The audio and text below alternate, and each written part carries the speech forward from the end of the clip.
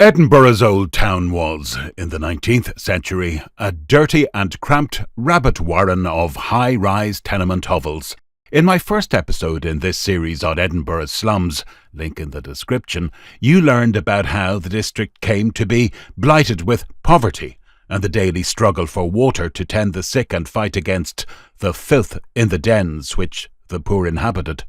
In this video, we return to the Old Town with the Victorian investigator Isabella Bird for a genuine account of the miserable lives of the city's children, told in her own words.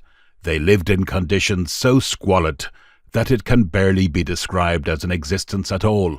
You will witness a scale of poverty difficult to comprehend, one where children, that scarcely ever attended school, wore scraps of clothing and rarely saw anything of life other than the dingy holes where they slept and the filthy gutters of the closes in which they suffered to languish their days.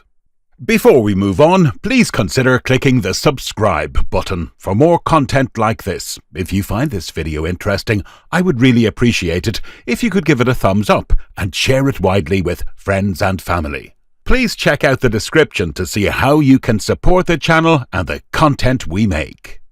In the Old Town, where the population of a village or a fashionable square is constantly crammed into the 6 or 7 stories of one house, room-to-room visitation, for it is nothing else, affords a visitor in one morning a glimpse of a state of things without a parallel.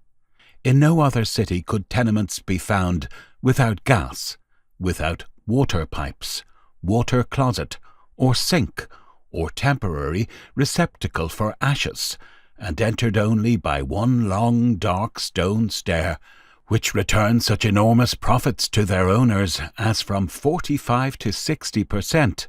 Scarcely elsewhere does one roof cover a population of 290, 248, 240 persons living in dens, honeycombed out of larger rooms, without ventilation, without privacy, and often without direct light.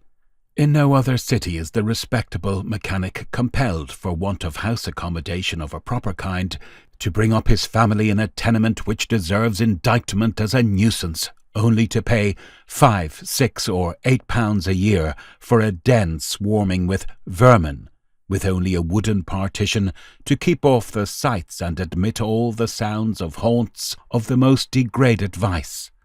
In Edinburgh, which, in more respects than one, is set on a hill and cannot be hid, there are 13,209 families, comprising not only the vicious and abject, but large numbers of the poorer labouring class, living in houses of but one room, and of these single rooms, 1,530 are inhabited by from 6 to 15 persons.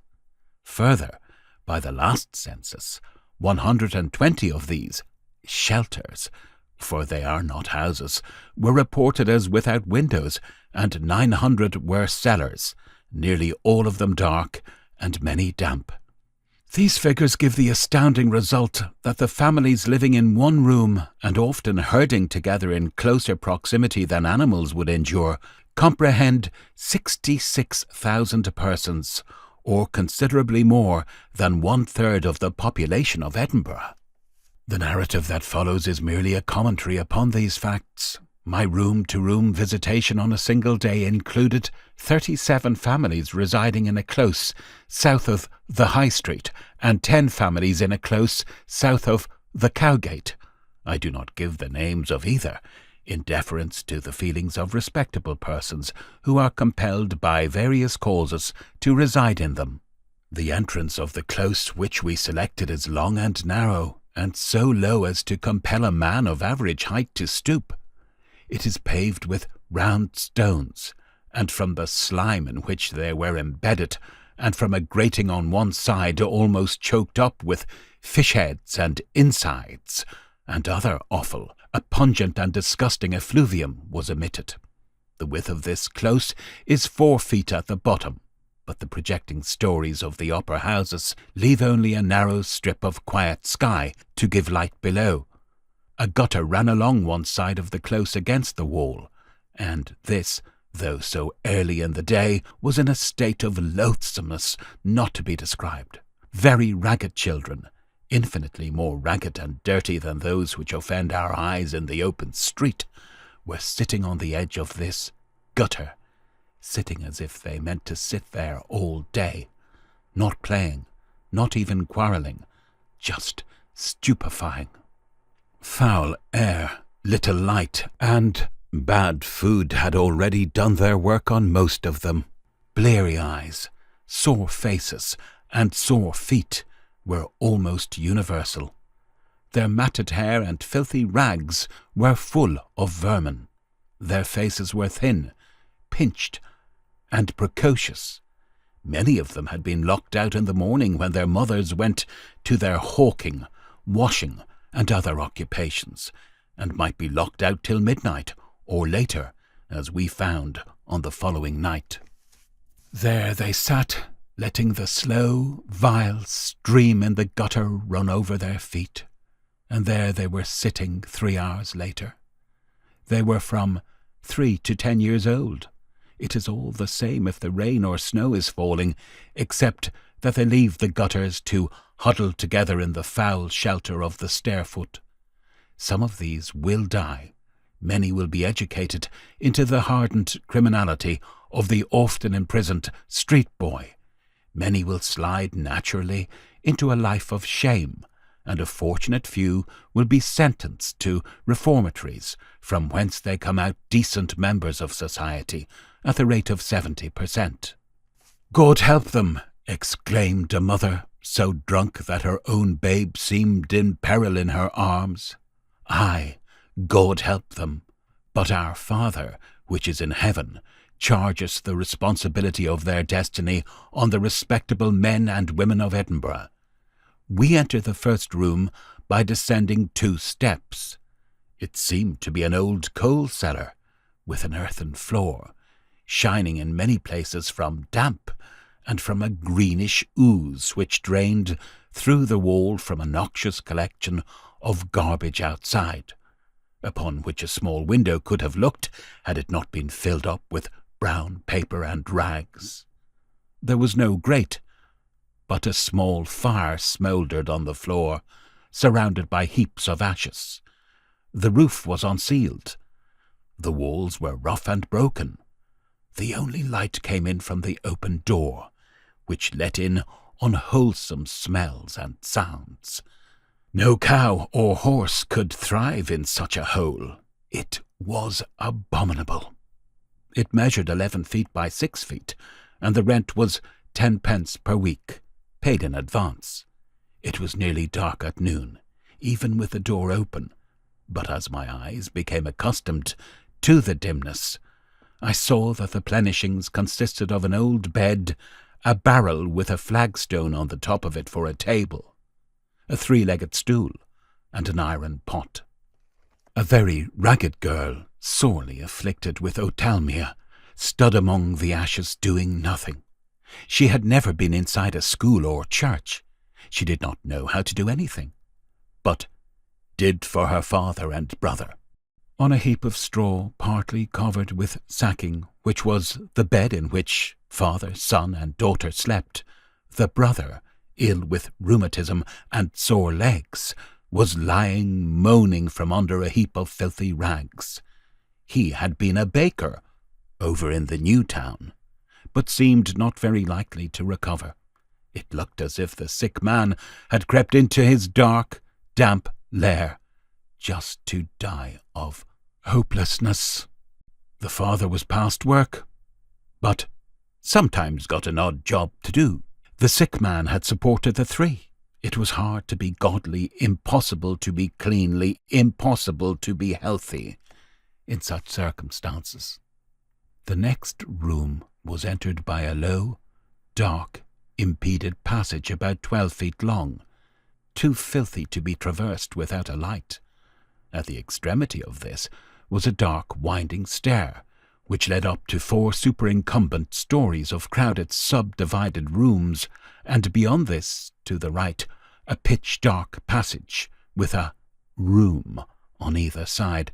It was not possible to believe that the most grinding greed could extort money from human beings for the tenancy of such dens as those to which this passage led. They were lairs into which a starving dog might creep to die, but nothing more. Opening a dilapidated door, we found ourselves in a recess nearly 6 feet high and 9 feet in length by 5 in breadth. It was not absolutely dark, yet matches aided our investigation, even at noonday. There was an earthen floor full of holes, in some of which water had collected. The walls were black and rotten, and alive with woodlice. There was no grate. The rent paid for this evil den, which was only ventilated by the chimney, is 1 shilling per week, or £2, 12 shillings annually. The occupier was a mason's labourer, with a wife and 3 children. He had come to Edinburgh in search of work, and could not afford a higher rent. The wife said that her husband took the wee drap. So would the president of the Temperance League himself, if he were hidden away in such a hole. The contents of this lair, on our first visit, were a great heap of ashes and other refuse in one corner, some damp musty straw in another, a broken box in the third, with a battered tin pannikin upon it, and nothing else of any kind, saving 2 small children, nearly nude, covered with running sores and pitiable from sore eye disease. Their hair was not long, but felted into wisps and alive with vermin. When we went in, they were sitting among the ashes of an extinct fire, and blinked at the light from our matches. Here a neighbour said they sat all day, unless their mother was merciful enough to turn them into the gutter. We were there at 11 the following night, and found the mother, a decent, tidy body, at hame.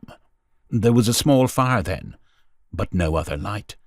She complained of little besides the darkness of the house, and said, in a tone of dull discontent, she supposed it was as good as such as they could expect in Edinburgh. The 2 children we had seen before were crouching near the embers, blinking at a light we carried, and on the musty straw in the corner a third, about 10 years old, was doubled up.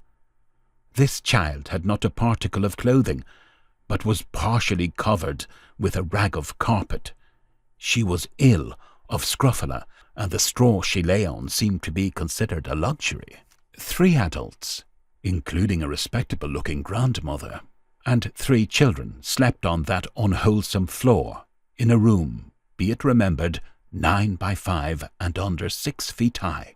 We allow each convict 500 cubic feet of air in his cell. Daily Telegraph, April 3rd, 1868. This reads like a bitter satire on what we do to such families as these. We consider him as one to be washed, clothed, covered, ventilated, secularly, technically, and religiously taught, regularly exercised, and profitably employed. We do not fling him into a dark hole, even when he misbehaves himself, and we do not leave him there for years to fester in filth. On the other side of the dark passage there was a room somewhat larger, for which a rent of 1 shilling 6 per week was obtained. This had no window or outer wall, and its sole ventilation was by means of a hole in the door. These 2 lairs were the worst specimens of basement story rooms in that close, but the rest were not much better, and their occupiers, all Scotch, were equally poor.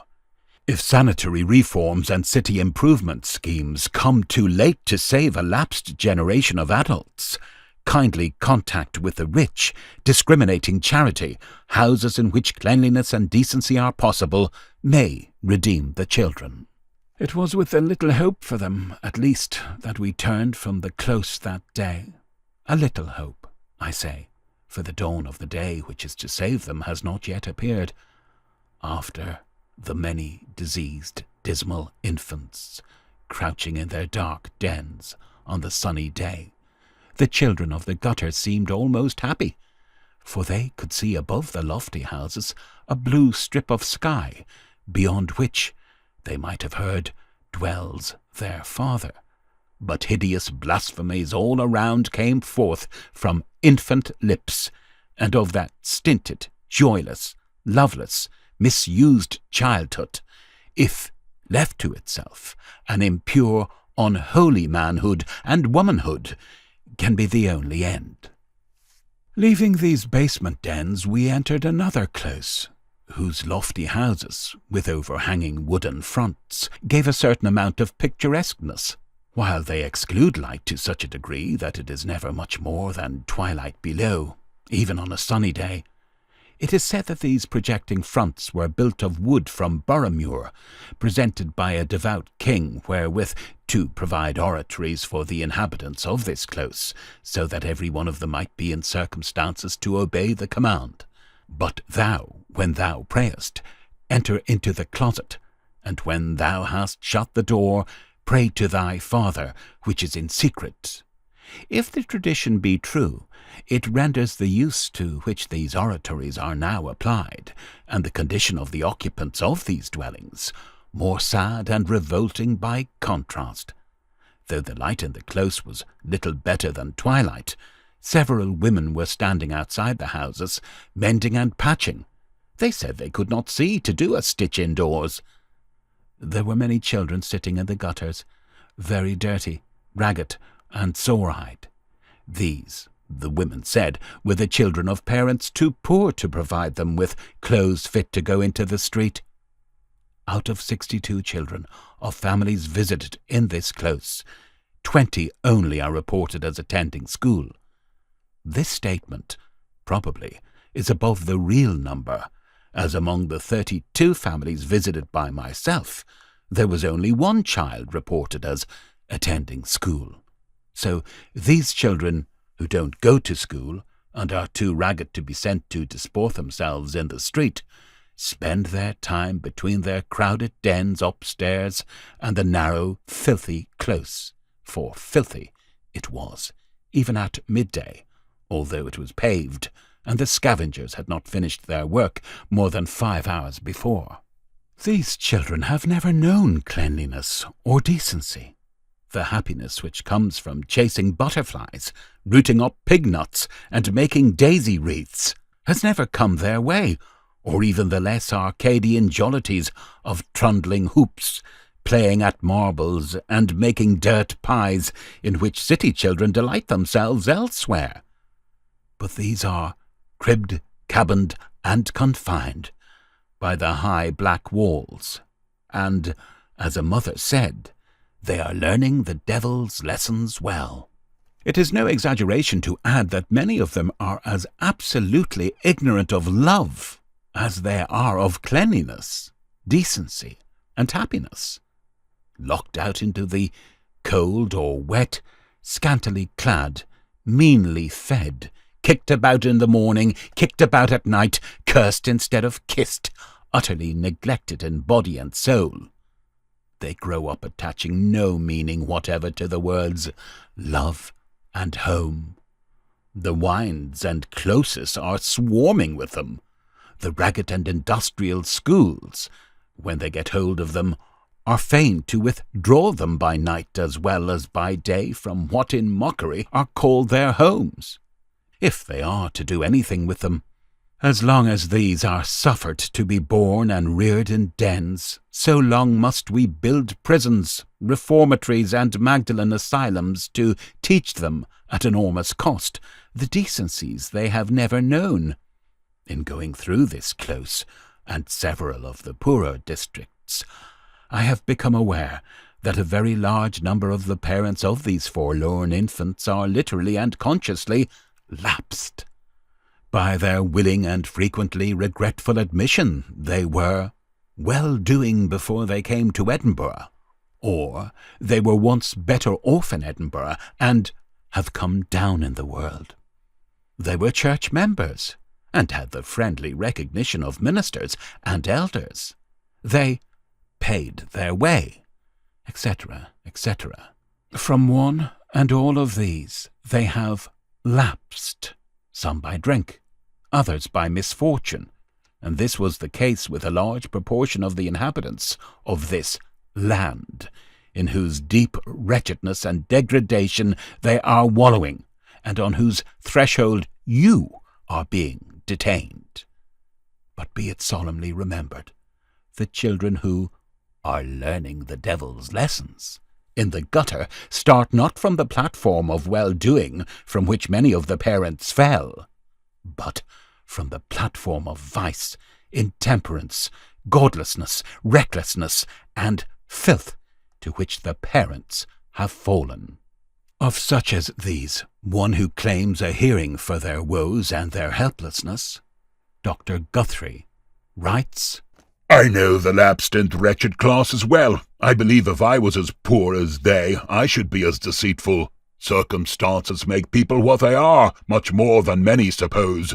There is not a wretched child in this town, but if my children had been born and bred up in its unhappy circumstances, they might have been as bad.